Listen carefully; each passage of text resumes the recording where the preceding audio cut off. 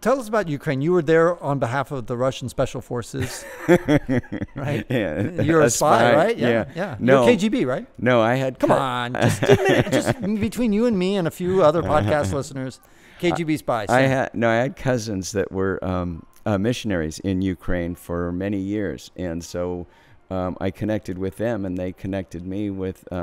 So you were proselytizing, is what you're doing. No, you're trying to convert I was just everybody helping to out. like Hinduism or something. I gave everybody a nice smile and and helped out as much as I could, and hopefully they got Gave them a beer at least. Yeah. No, there were some incredible people there, and we had and Where really was good this? This was right on the border, outside of Lviv.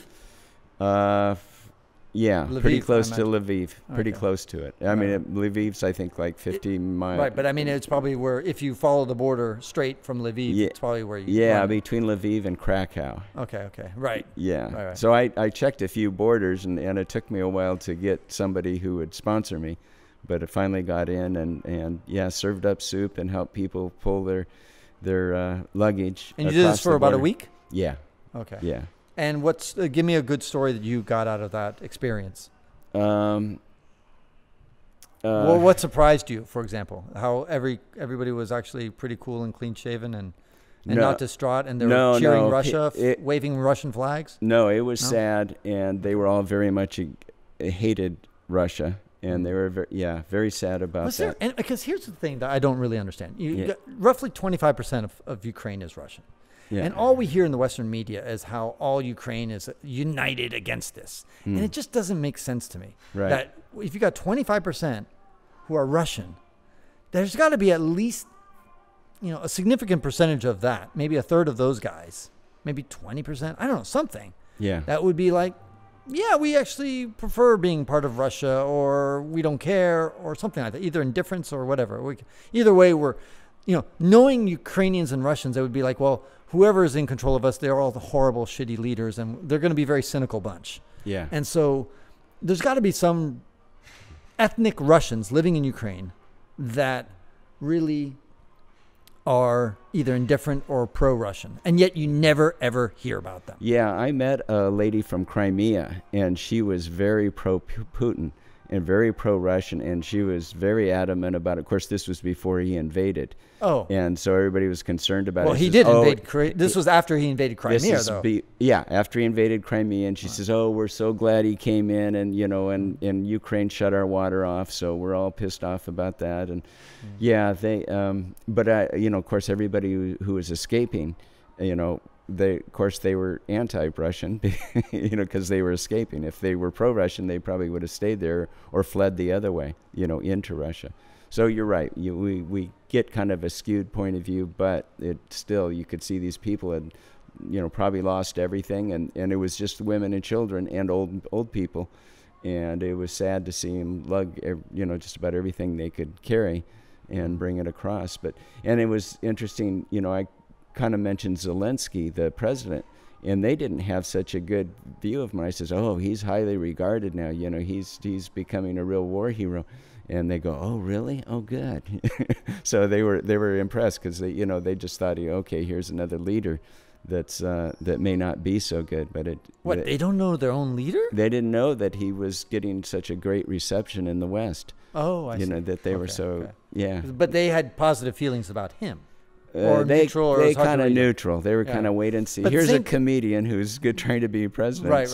What do you expect? Right, and that's the other thing, is that we don't. It's so hard. Figuring out war is hard enough. I mean, even peacetime. Yeah. To try to get to the real truth is tricky, especially nowadays with so much fake news on both sides of the aisle. It's tricky, and for somebody like me who likes to try to uncover the truth and really try to, I have no side. It's very tough. It's very, very tough. Yeah, you make a decision, and it's I mean, like with Crimea, for example, a lot of Americans don't even know that Crimea was a gift that the Soviets gave. I can't remember if it was Khrushchev who gave it. I think it was Khrushchev who gave it to Ukraine, and so it was Russian for at least a century, if not more. I mean, before that was I think the Tatars, if I'm pronouncing it right, And so when the Soviet Union had it, they said, hey, just have a gift. It's kind of like, I use the analogy in my book, The Hidden Europe, that it's as if New York gifted Long Island to Connecticut. Imagine they did that. And now fast forward 50 years from now, and then the whole United States is breaking apart in pieces. Yeah. New York may say, hey, remember that gift that we gave you about Long Island? We kind of want it back in our country. In our own country, yeah. Right. Yeah, and they're like, and then Connecticut's like, no, it's ours. Yeah. But everybody who lives on Long Island is ethnically New Yorker. Yeah. Even 50 years later, and they still identify with New York, even though it's officially under Connecticut. It's kind of the same situation. And with hopefully they Crimea. have plebiscites, and where people can vote and go, okay, do we want to stay here? And I think they did that in Crimea. They did, but of course the West will say all those plebiscites are bullshit. Yeah. But I mean, I tend to disagree. I mean, I've been to Crimea, I've been to Sevastopol, I've been to Simferopol, I've been to Yalta, and they're Russian. I mean, they're ethnically Russian, just like the people in Kaliningrad, which is stuck between Poland and Lithuania. It's a territory there. It's also Russian. But the question is, do the Russians in Ukraine really want to be part of Russia? Or are they, say, I want out of that system. Right. I want to join the West. Right. And there's Russians that are interviewed that will tell you, no, we never wanted this, and we're not part of it. But of course, they could be selectively cherry picking Russians who are against the Russian movement, and they're not going to interview a pro-Russian. There's got to be pro-Russians out there. Yeah. There got to be amongst some. And same thing, by the way, with the Baltic. The Baltic is roughly around the same percentage. Yeah. In Estonia and Latvia, you've got about 20-25% ethnic Russians. Yeah. And probably the majority of them would rather stay in Estonia and Latvia and not be under Russian control, because life is better in Latvia and Estonia versus living in Russia. So even ethnic Russians majority would agree. But there's probably about 10% who's like, bring back the motherland. Yeah. We want to be back. Yeah. Any news media, they're usually, it's kind of cherry picking. But you go with somebody you trust, that have built up a reputation over the years, and then go with that. And even doing something you did, which was really cool, which is going there and, lending humanitarian assistance and doing that kind of stuff. In the end, you're just coming away with stories. I mean, I had that same problem when I travel. I interview maybe 10 people in the country. I mean, that's not scientific at all. Yeah. Zero. And you might talk to 10 people. First of all, you're only talking to people who can speak English, because you don't speak Ukrainian or Russian. Right. And so you're already biasing and only things. People who are escaping from and only Russia. good-looking people too. I mean, come on. And only women. So, I mean, I know. So in the end, you have a very selective, and so to base conclusions on that limited data set is really faulty science. Yeah, no.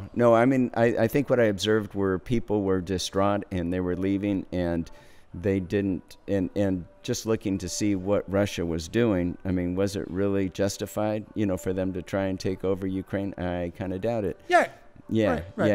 Now whether, but that would make sense. I mean, there wouldn't be too many refugees if they. I guess I wonder, and this is an interesting question. It's like, if you're pro-Russia taking over, would you just hang out and like wave the Russian flags and hope that the Russian troops that are invading don't shoot you, and say, hey, no, dude, I'm totally supporting you. Or escape to Russia. Or maybe escape to Russia. Thank you very much. That's an excellent point. In fact, if you're a young, able-bodied man in, let's say, the Donetsk region in eastern Ukraine, you could say, well, I want to go join the Russian force to help with the invasion. Maybe. Right? Yeah. What do you mean maybe? You're looking at me skeptically. Well, we don't hear about that. Of course we don't. And what we hear about is people escaping from Russia, high-tech people who can, they leave Russia and they come here. And the Russians we talked to yesterday, they were happy to get out of Moscow and leave. Of course, it's a sample. But logically, if you're faced with that, falling economy and a dictator versus a democracy where you can vote the next guy out, Russia, you can't. And I think people see that, and they see the state of their, free market. It's an oligarchy, and people control but I it. wonder if we were having the same interview in Russia, and you and I could speak Russian, and we're hanging out with Russian people.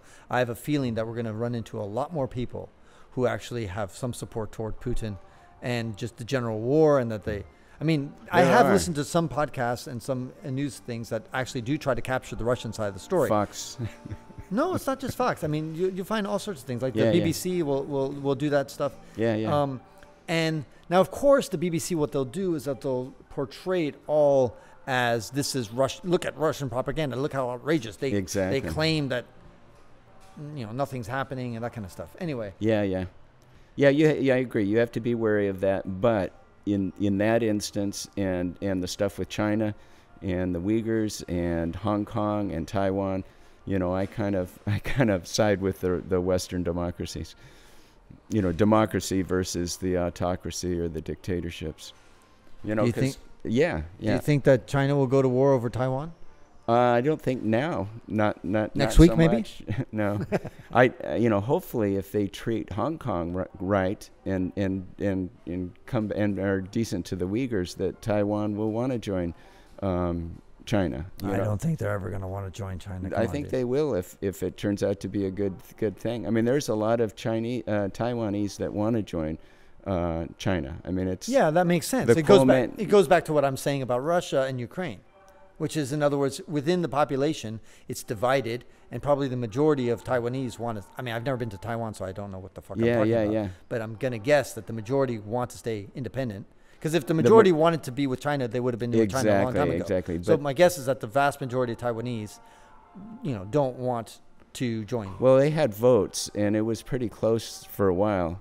Really? Yeah. And this is about 10 years ago. But recently, just the way they've treated Hong Kong and the way the dictatorship has gone, there isn't a big incentive to go, which is, a shame. I mean, it would be nice if they, turned out to be a little more reasonable.